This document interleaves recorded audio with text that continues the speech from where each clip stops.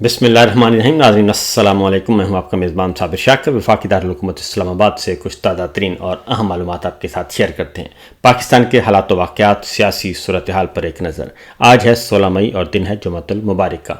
آج دنیا بھر میں بسنے والے پاکستانی یوم تشکر اور یوم فتح منا رہے ہیں. بھارتی جارحیت کے خلاف پاکستان نے مئی 2025 کی جنگ بھرپور طریقے سے لڑی اور جیتی اور بھارتی جارحیت کا منہ توڑ جواب دیا. اور یہ سب کچھ اس وقت ممکن ہوا جب پوری قوم 25 کروڑ کے 25 کروڑ عوام، تمام سیاسی جماعتیں، تمام میڈیا اور تمام سوسائٹی کے سیگمنٹ متفق اور متحد نظر آئے. دیہاتوں میں، شہروں میں ایک اتحاد نظر آیا اور اسی لیے اس اتحاد کی بدولت پاکستان کو اللہ تعالیٰ نے یہ فتح نصیب ہوئی. اور اس فتح کے ہراول دستے کے طور پہ مسلح افواج کے پاک فضائیہ جو ہے وہ اس ہراول دستے کے طور پہ نظر آئی. پاکستان کے شاہینوں نے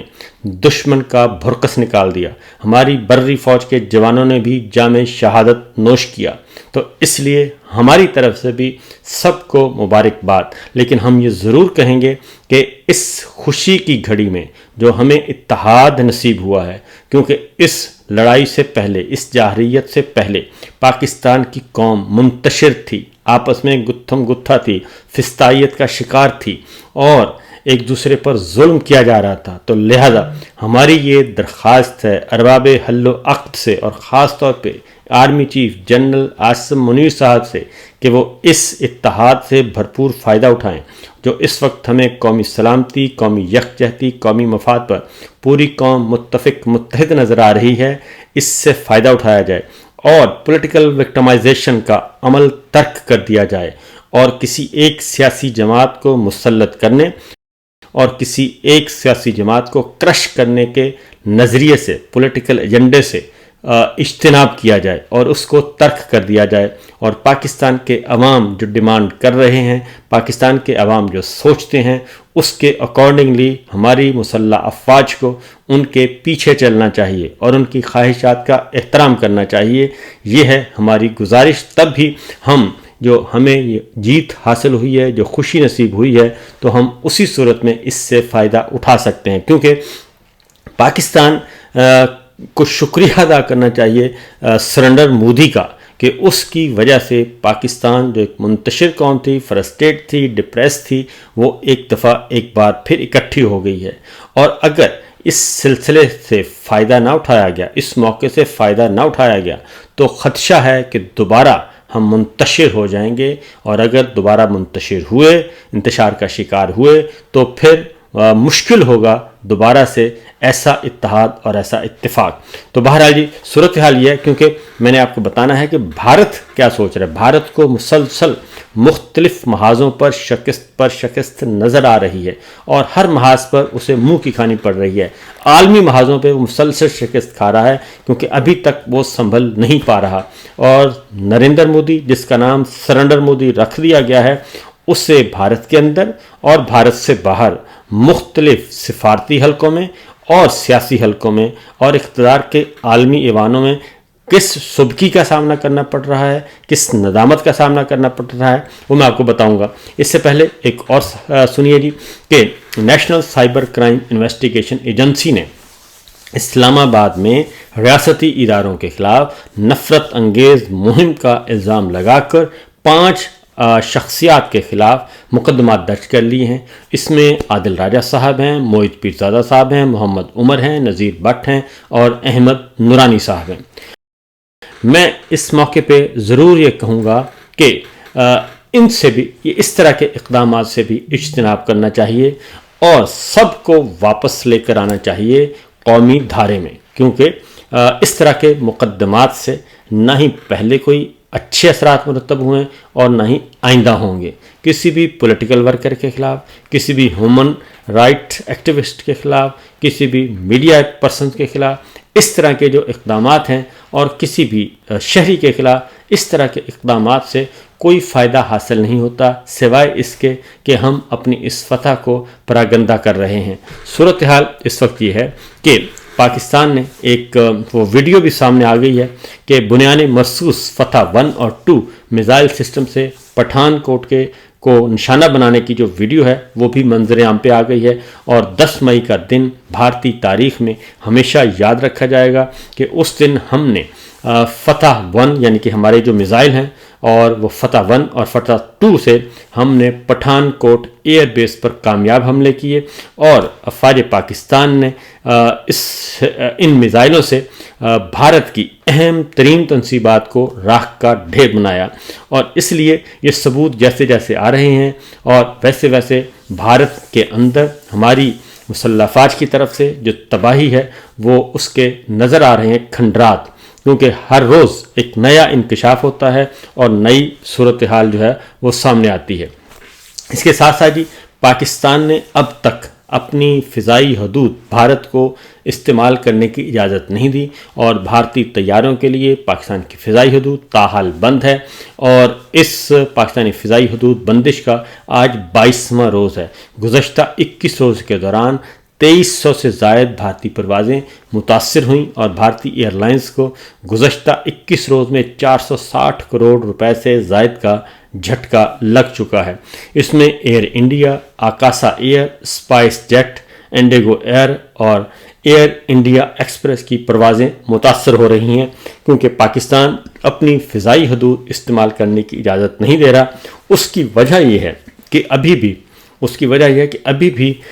جو اطلاعات آ رہی ہیں کہ بھارت اور نریندر مودی سرکار جو ہے وہ ابھی بھی پاکستان کے بارے میں کلیئر نہیں ہے، اور اس کا درون پردہ کچھ ایسی سازشوں کے تانے بانے مل رہے ہیں، کچھ ایسی ایکٹیویٹیز سامنے آ رہی ہیں کہ جس سے معلوم ہوتا ہے کہ وہ ابھی بھی کوشش کر رہا ہے کہ اس کا جواب دیا جائے۔ اس لیے اس بات کا خدشہ ظاہر کیا جا رہا ہے، ہمارے عالمی مبصرین بھی اور ہمارے دفاعی تجزیہ کار بھی، اس طرف کے بھی اور بھارتی سائٹ کے بھی، وہ یہ کہہ رہے ہیں کہ خدشہ اس بات کا ہے کہ بھارت کا جو منفی طرز عمل ہے، اور خاص طور پہ مودی، امت شاہ، دوول،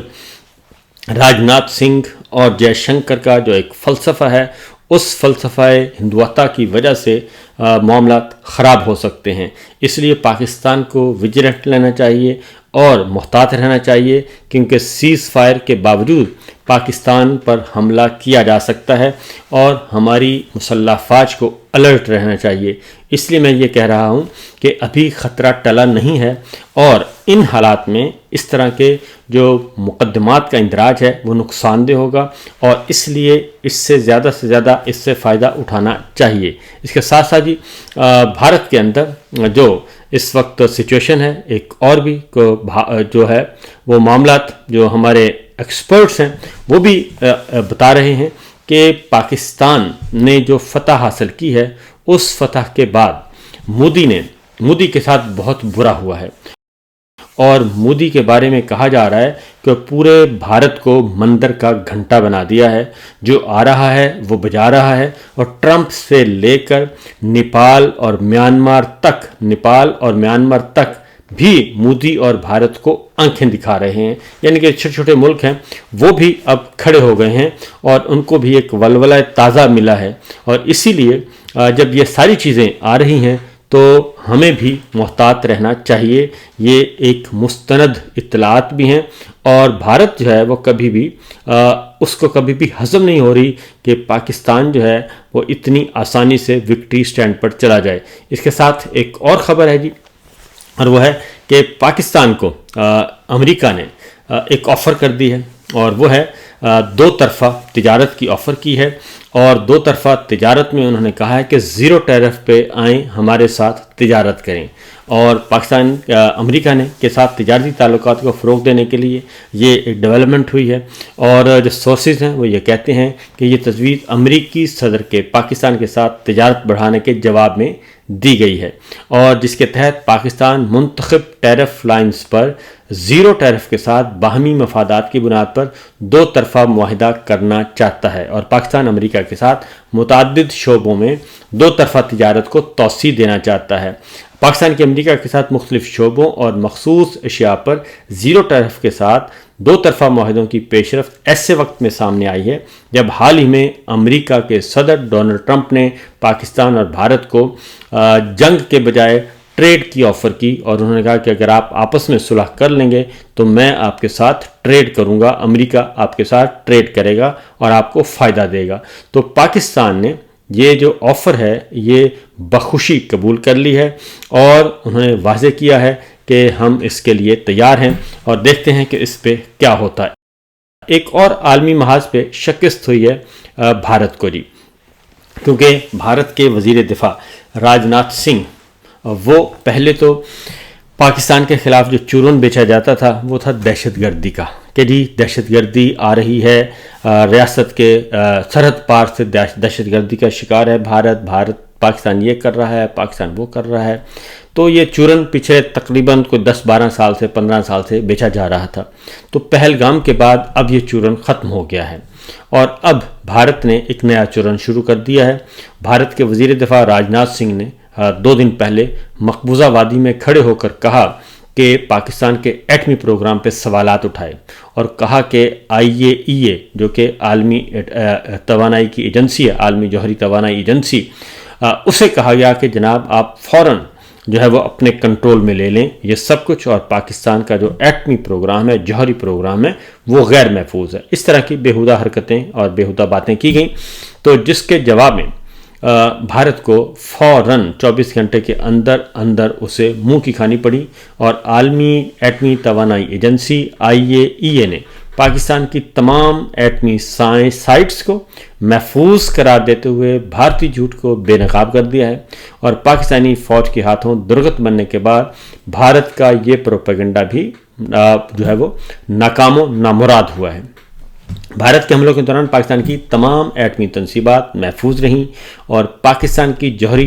تنصیبات سے کوئی تابکاری خارج نہیں ہوئی، یہ کہنا ہے IAEA کا۔ عالمی ایٹمی توانائی ایجنسی نے واضح کیا کہ بھارت کے میزائل حملوں کے دوران پاکستان کی میزائل تنصیبات مکمل محفوظ رہیں اور پاکستانی جوہری تنصیبات سے تابکاری خارج نہیں ہوئی۔ افواج پاکستان کے آپریشن بنیان مرصوص کے دوران بھارت میں نہ صرف برہموس میزائلوں کے ٹھکانے تباہ ہوئے بلکہ S-400 میزائل دفاعی نظام بھی برباد ہو کر رہ گیا تھا۔ اس لیے اس ساری صورتحال سے توجہ ہٹانے کے لیے جبکہ 6 طیارے ان کے گرے، پائلٹس ان کے مر گئے، ایک طیارہ ہماری سائٹ پہ گرا، ایک پائلٹ ہمارے پاس ہے، اس ساری صورتحال سے توجہ اٹھانے کے لیے اب بھارت نے یہ پروپیگنڈا شروع کیا ہوا ہے۔ اور ایک اور محاذ پہ شکست ہوئی بھارت کو، اور IMF کی طرف سے قسط ملنی تھی اور اس قسط کو رکوانے کے لیے بھارت نے بہت کوشش کی IMF کو انڈر پریشر کرنے کی اور یہ قسط رکوانے کی، اور IMF کو پروگرام جو پاکستان کے ساتھ طے شدہ پروگرام ہے اس کو سبوٹاژ کرنے کی کوشش کی۔ تو اس کے بعد ہوا یہ کہ یہ بات نہیں مانی گئی اور IMF نے بھی بھارت کی یہ ریکویسٹ اور یہ الزام مسترد کر دیا، کیونکہ یہ کہا گیا تھا کہ جی کیونکہ پاکستان جو ہے وہ دہشت گردی میں ملوث ہے، پہلگام کے واقعے کی بنیاد پر انہوں نے اس بات پہ واویلا کیا تھا، لیکن IMF کے ایگزیکٹو بورڈ نے پاکستان کے لیے $7 ارب کے قرض پروگرام کی دوسری قسط جاری کرتے ہوئے کہا کہ پاکستان سختی سے IMF کے پروگرام پر عمل درآمد کر رہا ہے، جس کے باعث ملک معاشی بحالی کی راہ پر گامزن ہے۔ لہذا عالمی ادارے کی طرف سے یہ کہا گیا کہ پاکستان میں ماحولیاتی تبدیلی اور قدرتی آفات سے نمٹنے کی کوشش میں ساتھ دیتا رہے گا، اور اس ضمن میں مستقبل میں تقریباً $1.4 ارب کے مزید فنڈز فراہم کیے جائیں گے۔ اس طریقے سے انڈیا کی جانب سے جو یہ کوشش کی گئی، یہ ایک سازشی قسم کا کھیل کھیلا گیا، وہ بالکل ناکام اور نامراد لوٹا، اور اب انڈیا کے اندر یہ ہو رہی ہے تنقید مودی سرکار پہ کہ مودی سرکار جو ہے وہ بالکل اس سلسلے میں ان کی خارجہ پالیسی مکمل طور پر ناکام ہوئی ہے، اور وہ یہاں تک انہوں نے کہا کہ IMF کو بھی اس بات پہ آمادہ نہیں کر سکا، کیونکہ IMF جو ہے اس میں ایک نہیں کئی ممالک ہیں اور اس میں انڈیا کا صرف ایک ووٹ شمار کیا جاتا ہے۔ تو انڈیا کی مخالفت کے باوجود پاکستان کو یہ قسط جاری کرنے کا فیصلہ ہوا اور IMF پاکستان کے ساتھ تعاون جاری رکھے گا۔ تو یہ ہے وہ صورتحال، یہ ہے وہ سچویشن کہ پاکستان کو مسلسل کامیابی حاصل ہو رہی ہے۔ تو لہٰذا جناب آج اگر یوم تشکر منانا ہے، یوم فتح منانا ہے، سرکاری سطح پر منانا ہے، عوامی سطح پر منانا ہے اور اس سلسلے کو جاری و ساری رکھنا ہے، تو جناب جنرل عاصم منیر صاحب سے ہماری یہ ریکویسٹ ہے کہ وہ اپنے پولیٹیکل ایجنڈیز کو ترک کر دیں اور پاکستان اور صرف پاکستان کا سوچیں، کیونکہ یہی آواز ہر طرف سے آ رہی ہے اور الیکشن چوری کا نظام جو ہے اس کو ترک کر دینا چاہیے اور مینڈیٹ چوروں کو ہٹا کر پاکستان کے عوام کے منتخب نمائندوں کو اقتدار دینا چاہیے۔ اجازت دیجیے، اللہ حافظ۔